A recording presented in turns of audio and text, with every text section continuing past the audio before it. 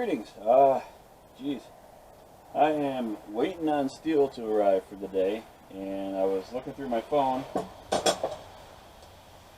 my trusty old phone here, for other places to order from, and I came across someone asking a question on Instagram, a message, instant message or whatever they call it, wanting to know how I cleaned up all the grime, soot, coal smoke, all the stench from the forge while I was working, because I mean, some people use that green scrubby soap or whatever, and I used to too, but honestly, I'm not going to BS. What I've taken to doing is using beard oil. Yeah, beard oil. The idea is, I learned it from an Irish Smith. She said you put the oil coating. I mean, coconut is what I used to use. But the coconut grabbed the smoke stench, the sulfur from the coal smoke, and it held it right to my skin, and it made it just awful. What's that dog barking at? Oh, typical, nothing. Don't ever get little dogs. All right, where were we? Yeah, the dogs were barking. But yeah, I used beard oil, the coconut. I used coconut oil and almond oil before, but the scent was not strong enough, and all it does is collect the smoke and the soot and stuff, and this made it so I was breathing in that fume for the entirety of the time I was working. So from there, I switched to beard oil, which is basically the same thing as coconut and almond oil, right? But it has a scent to it, and that's the kicker. Because without the added scent, that's all you smell is sulfur the whole time, or me. And I was just getting to the point where it's just not enjoyable to forage. But with that said, I started using one beard oil. I can't remember, it was like full light or full bright, or I can't remember what it was, but it was nice. Don't get me wrong, it had a nice tangerine or citrusy scent. But the problem is it just wasn't strong enough. Because when you're working with a coal forge and iron dust and steel dust and you're hammering away and you get smoke blowing around, you need something that's going to cut through that.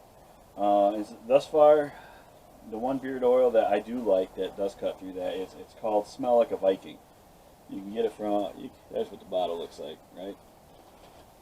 SmellLikeAViking.com. It's comparatively priced to other ones. It's a little more expensive, but it's a lot stronger, and a little bit goes a long way. But I mean, all I do, it says 4 to 10 drops. I use the 4 to 10 drops in there, put it all over my face, all up on my forehead, on my neck, on my head. And what it does is it just coats all the skin surfaces and puts a protective coating over my hair, so I can wash the stench off real quick, but still smell the. This is Nordic pine, so I still smell the pine while I'm working, and it's not nearly as unenjoyable anymore. I also put it on my arms, up and down both my arms. I'm doing it right now because I am going to be forging here shortly. I just need to make a few more of these.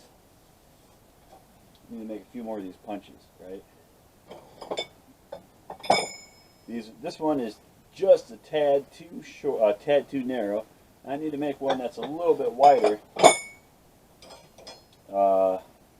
like that size. So I need to make it a little bit wider and a little bit longer, because when I do hot punching, man, it burns the crap out of my hands.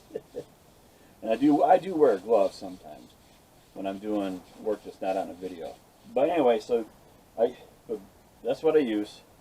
Just put it on your face, put it on your arms, and then when you get the creosote and the particulates from the smoke on your skin, a lot of times you can just wipe it off. But if you want something so you're not going to be smelling the creosote and the sulfur stench and the iron stench, because iron smells like blood to a lot of people, myself included. I need something a little stronger. And this Nordic pine from Smell Like a Viking, it's strong, and it lasts, you know, 6 or 7, 5 to 7 hours is all I ever do on the forge, and it lasts that entire time. When I put heat, when I get up into the heat, it expands the scent even more, so it's nicer that way. But then when I'm done, just wipe it off, wash it all out, no problem. Before I use this stuff, it would the grit and the steel would stick to my skin, and I have to use a scrub brush. And I use that, but it wasn't steel. It was, you know, the regular bristles. I mean, kind of like a toothbrush, but stronger. But there you go. There you have it. Answers the question: how do you get this forge stink off you? And because it is a pain in the butt, especially when you start getting quenching oil on yourself, and it just doesn't go. But when you give yourself protective coating with beard oil, it'll wash it right out. I mean, it takes probably half the time for me to wash up afterwards, and I appreciate it. Anyway, I am going to get my desktop here in the makeshift smithy situated, so all I have to do is go from the round bar to the flat bar, and I don't need the horseshoe tongs today, but I do need, where'd the other ones go? Yeah, see, I need to find stuff. So you guys take it easy. I hope you go out there, enjoy the day, make some stuff for your own, and have fun while doing it. And I'm going to do my best to do the same. Take it easy. Oh, here they are. Right in front of me the whole time. These ugly, ugly monstrosities, I gotta tell you, awesome, awesome tongs.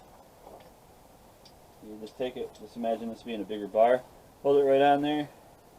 You can make knives with it, you can hammer anything you want with them. I mean, they hold that really fast. So, yeah, they're ugly. I made them all in, you know, maybe 15-20 minutes, because all I just did is take my big 12-pound hammer and just hammer out a bar, the other end of this bar, made them into loopies. Alright, I'm done for real. Get out of here.